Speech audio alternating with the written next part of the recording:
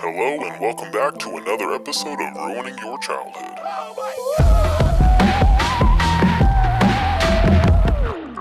Welcome back to another episode of Ruining Your Childhood, one sculpt at a time. Last week we had a lot of fun sculpting Butt-Head from Beavis and Butt-Head, and I was getting a lot of feedback saying I need to make Beavis next, and specifically Cornholio. So naturally we're going to be doing that today. Come on, let's be honest. Now Beavis has a similar build to Butt-Head, and if you had seen the last video, a lot of this is probably going to feel like deja vu, almost like I used the same footage.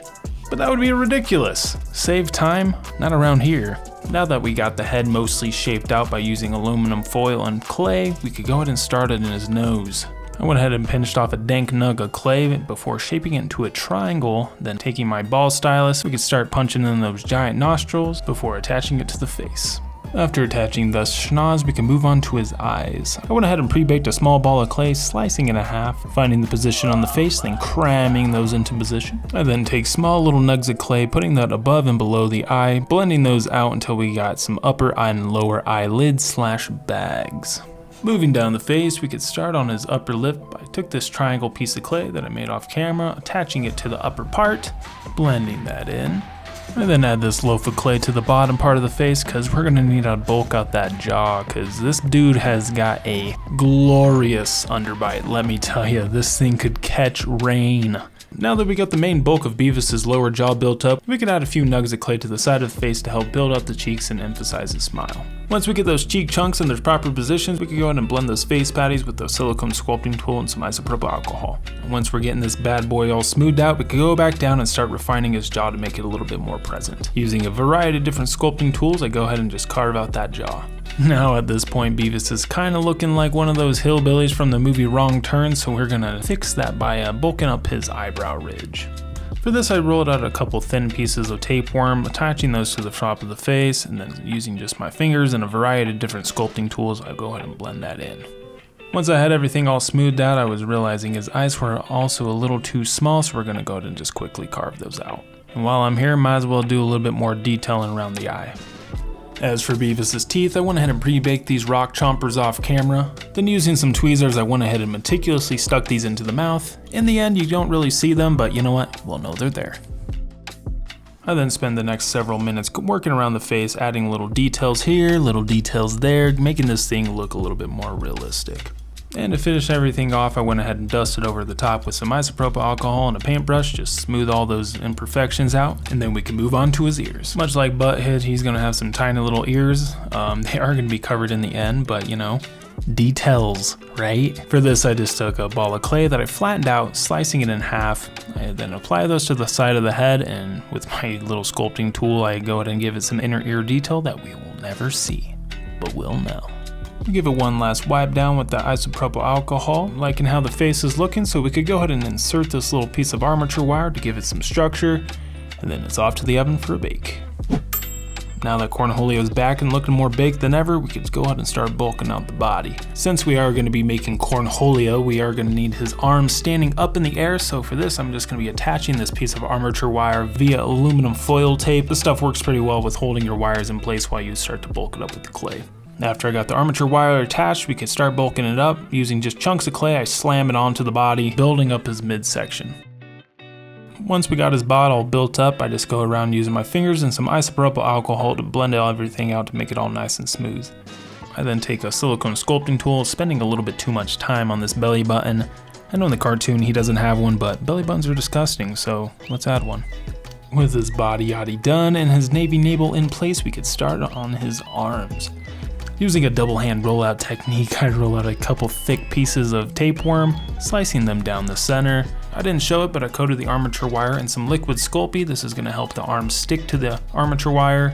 Cut off the excess bit, blending that in, and then do the exact same thing for the other side. Now that we got both arms all bulked up, I just go around making sure everything's nice and tight before taking a silicone sculpting tool dipped in some isopropyl alcohol to add in those arm details. And with his body and arms looking ship shape, we just got to give the whole thing a rub down to get rid of those fingerprints and tool marks before sticking in the oven for another bake. Now that he's back and baked, we can start adding that shirt that goes over his head. For this, we're going to need to bulk out his shoulders. Starting things off, we add a nice thick layer of this oven baked adhesive before cramming on a nice thick nug of clay. I always recommend, if you're going to use fresh clay on top of baked clay, that you use this oven baked adhesive. It just makes sure that everything sticks nicely together. After those nugs are attached, I just go around with my fingers to blend everything in. Now before we add the top part of the shirt, I do need to add his little puff of hair that sticks out. In the end, I do actually end up using real hair, kind of like how I did on my Butt-Head sculpture, but at this point in the sculpt, I wasn't exactly sure how I was going to achieve it, so I just went ahead and added this for now. So with this temporary hair piece in place, we can start adding the top part of his shirt. Taking a flattened out piece of clay, I roll that over the top, then using my fingers I go ahead and smooth out the clay to make a smooth transition. Taking my X-Acto knife, I go ahead and cut off all that excess bit of clay before taking my fingers and the back end of a paintbrush to smooth it all in. Once I was happy with how the top of the shirt looked, we could go ahead and start adding those wrinkles that are pulling from the bottom. For this, I'm just taking my handle of my paintbrush, rolling it over the top of the surface of the clay to give it the illusion of wrinkles. As for adding his sleeves, I flattened out a couple strips of clay that I wrap around his arm, then blend those into the rest of the shirt. I feel like this gives it a pretty good realistic sleeve look. Once we're done with that sleeve, we could go ahead and move to the other side and do the exact same thing. As for the bottom of the shirt, we're going to be basically doing the exact same things that we did for the sleeves, except for in the back, we're going to have it kind of hiked up because the shirt is hiked up over his head. So we're going to kind of fold it out like this. After blending that little flap of clay in, we could go in with a silicone sculpting tool to start adding some refined wrinkles coming from the armpits and sides.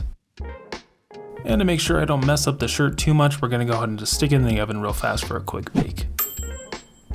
And now that he's back and the back flap survived, we could go ahead and start adding his hands. For this, I'm just going to be sticking these little wedge pieces of clay onto the end of his wrist, blending those in to the rest of the arm, doing the same thing for the other side, making sure I use that oven baked adhesive to help them stick. After that, I then take my X-Acto knife, going around the hand, making some precision slices where the fingers and thumbs are going to be. I then take a variety of different sculpting tools, going around the hand, adding inner hand details, such as wrinkles on the fingers, wrinkles on the palm of the hand, little wrist folds, flipping them over, doing the same thing for the back of the hand, adding a little bit of detail. I then go ahead and clean everything up using some isopropyl alcohol and a paintbrush. Now we can go ahead and start on his legs. To start things off, we're going to go ahead and build up his crotchal region by adding this lump of clay here. Back into my X-Acto knife, I go ahead and just smooth things out, cutting off little excess bits of clay as needed. As for the legs, we're going to be doing the same thing like we did for the arms, rolling out a nice thick log of clay. After slicing those logs in half, I then insert a little piece of armature wire down the center to give it a little bit more structure. I was pretty happy with the size and length of those, so we could go ahead and shove those into the hip section. I then go around using my fingers and the back end of a paintbrush to start blending that in. To add a little bit more detail to the legs, I'm going to go ahead and taper these off to make his calves. Can't forget his bony kneecaps, so I'm going to add a little chunk of clay here, blending that into the rest of the thigh. Can't forget Cornholio's bungholio, so we're going to go ahead and carve that in real fast. Now that he's all cheeked up, we could go ahead and start adding his little short legs. What are these called? Pant legs? Short leg? I actually have no clue what they're called. The holes that you stick your legs through. Little leg sleeves. Anyway, they're made the exact same way as I made the sleeves up above. Taking a flattened out piece of clay, laying that on top, then blending it in. To make sure we don't snap a leg off, we're going to stick it in the oven. We're in the final stretch of the sculpting process. We just had to add his feet. Starting with his socks, we're going to go ahead and do the same thing that we did for the sleeves. We're going to wrap around a nice thin piece of clay, pinching it off and smoothing it out. We do the exact same thing for the other side. Then taking the back end of my X-Acto knife, we're going to make all these little lines going up and down the socks to give it that tube sock look. As for his shoes, we start off with a block of clay that I slice in half, then just using my fingers I go ahead and kind of give it a rough shoe shape before taking my X-Acto knife, slicing this little half circle for the ankle to drop down into. We're just going to go around giving some basic detailing because they are just going to be solid black, so most of it won't show through anyway. Once we're done with the shoe, I went ahead and made one off camera. We could go ahead and shove those onto the bottom of the legs. I do add a little tongue to the shoe and add some shoelaces, but I forgot to film it, but now that he's done, we can go ahead and stick it in the oven for its final bake. And with Beavis back to his fully baked potential, we could go ahead and start the painting process. Now to start everything off, I like to give everything an initial base coat with their base coat colors. Starting off by painting the shoes black, followed by the shorts getting a dark gray, moving on to the shirt getting a light blue with a hint of gray, finishing it off by painting the socks off-white. Moving along, we go ahead and paint the skin a flesh tone color that I mixed up off camera. We're gonna go for more of a yellowish tone compared to his friend. I feel like he would have jaundice, so we're gonna go with that. We are gonna be painting the hair yellow. Even though we're gonna be using real hair, I don't want any of that gray showing through. Now with all the base coat colors complete, we can start punching in some of those details. I'm going to be using the same color that I used for the socks for his eyes, and I'm also going to be just slapping some of that paint on his teeth. That way they could pop out a little bit more.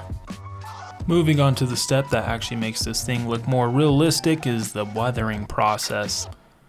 Going in with a variety of different red washes, I'll go over the cheeks, chin, nose, forehead, pretty much anywhere where a lot of blood's going to sit, and basically paint this on and then wipe it off. It's a pretty quick and dirty way to paint, but you know what? It does the trick, and it looks great in the end, most of the time. Now that I have most of the wash complete, we could go ahead and highlight some key spots such as the lips and the cheeks. I like to go in with a little bit of a thicker wash, that way I can kind of highlight these areas a little bit more. I want his cheeks to look like he has a little bit of rosacea, and then on his lips I want him to be a little bit more of a pink. As for Beavis' eyes, I went ahead and took my smallest ball stylus, dipping into some light blue paint, adding that to the center. Then I finished it off by adding a little black dot for the pupil. Moving on to his clothing, starting with his shirt, we're going to be pretty much doing the exact same thing that we did for the skin. Starting off with a dark wash of the initial color, and then just to finish everything off, we go over top of that again with a lighter version of the initial color, just to help bring out those wrinkles a little bit more. As for the shorts, it's going to be getting the exact same treatment, except for some reason I did it backward, starting with the dry brush, finishing it with that dark gray wash. I'm really just making things up as I go. I just kind of do whatever feels right, you know what I'm saying? And to finish things off with the paint job, we're gonna go ahead and just add that little Metallica logo that he has on his shirt. I'm not really caring too much about being perfect with it. I like the fact that it looks like he made it himself, and we're gonna stick with that. And with the paint job complete, we could start adding that hair. Went ahead and clipped off a few clippings of the wig that I have. Then taking some of this stuff called fabric fusion, I laid down a nice thick layer of it, laying the hair on top. Use the back end of my X-Acto knife to help hold down the hair, that way my finger doesn't get stuck. Once that's fully dry and he's looking ridiculous, we could go ahead and take my scissors, trimming off the hair. Once I was happy with the length, I went ahead and took my X-Acto knife, kind of stuffing the hair underneath that little shirt section. I was hating how the eyebrows were looking, so we're gonna go ahead and make those out of hair as well. And with some last second surprise detailing and a little bit of assembly, we're on to those glamour shots.